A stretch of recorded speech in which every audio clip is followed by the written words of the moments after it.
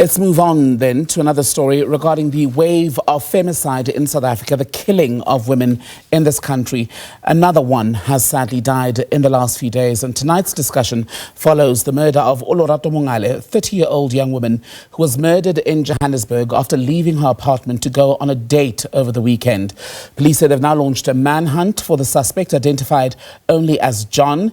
He was driving a VW Polo at the time, but the registration plate on the vehicle had been cloned.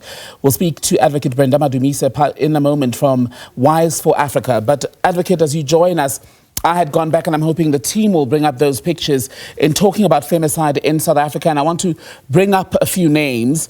You and I will recall UDC Melane, gang raped, killed. This was in 2008 by men as she left a pub in Guatemala. Her crime at the time was that she was a lesbian woman, so not attracted to men, and that's believed to be the motivation.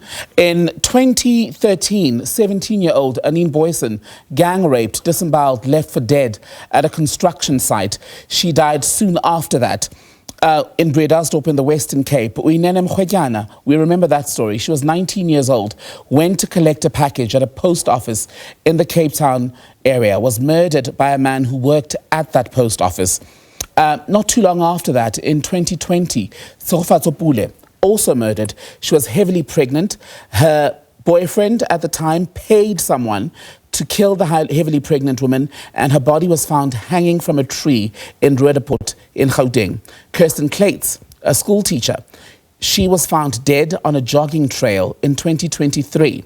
Olorato Mongale, who we're talking about tonight, had gone on a date over the weekend, also in Johannesburg, and it's believed the man who picked her up from her residence then killed her.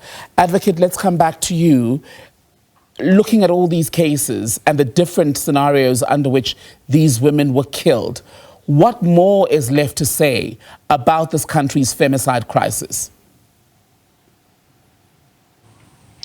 Good evening, and thanks for having me.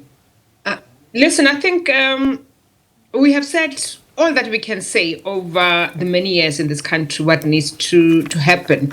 And I think uppermost is a self-introspection as men and women on how we relate to each other, and why is it that in demonstrating your love for the next person, especially women and men expressing their love, that love is met with violence. So it's as much as we want the justice system to come into play, and they should investigate and thoroughly investigate, and where there's a possibility of an arrest, there must be a conviction, and we'll think that there is a message being sent to others so that they don't have to do the same thing, because once there's impunity that creeps in, people think that they can get away with it, and they'll continue to do it.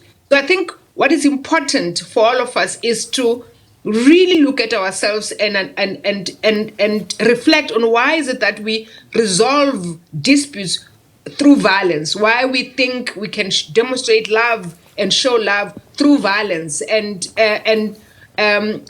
for me, in this case and the many other cases that you have mentioned, all of it was intentional.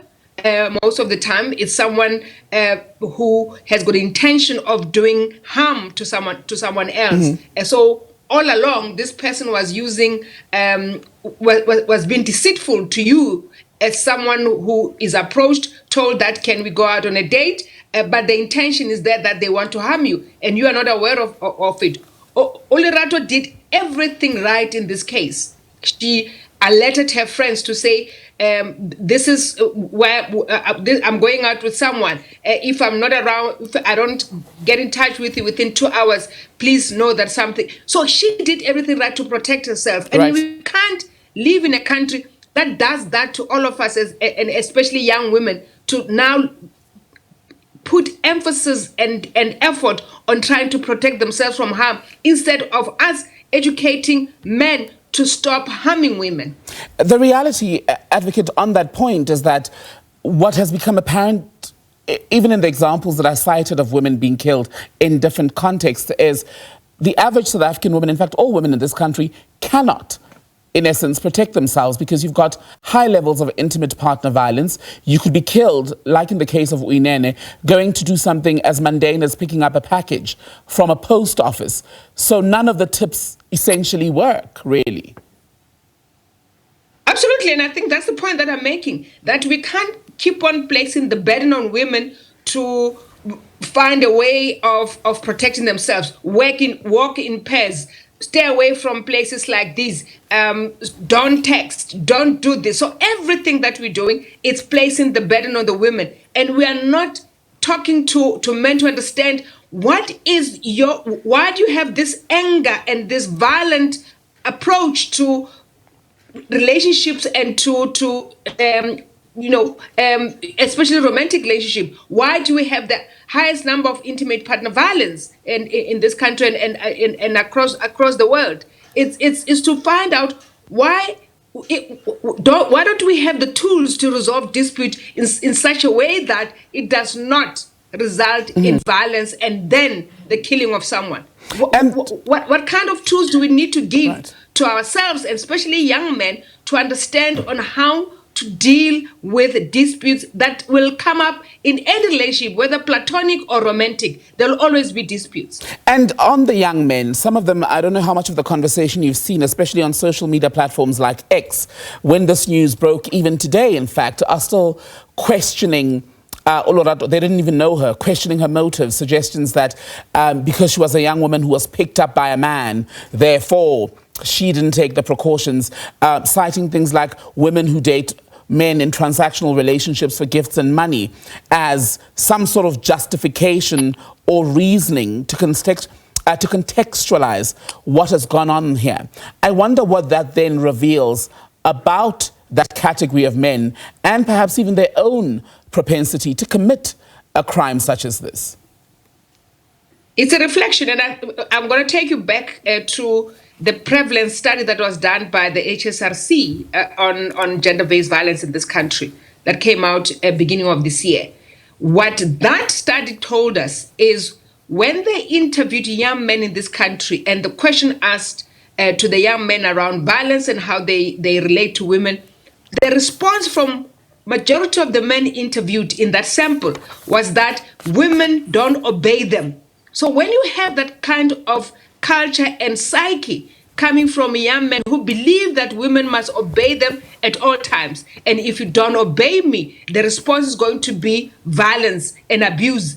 Why are we surprised with the commentary that is coming out on social media? It has happened many times where a woman was killed and the man sending out the video and admitting to killing the woman, and still the commentary and the response was that the woman was to blame. So that's the attitude of how the hatred on women, and believing that when women enter into these kinds of relationships with men, they're doing it because it's transactional, they want something from men. And so that you are socializing in a particular way to believe that you are the one who must take responsibility for a woman, and that responsibility means that you can do as you please with her and you can do anything to her. That's the attitude, and that's what is ingrained in many young men in this country. Advocate Brenda Madumise, good to talk to you, even under these tragic circumstances, the director at Wise for Africa.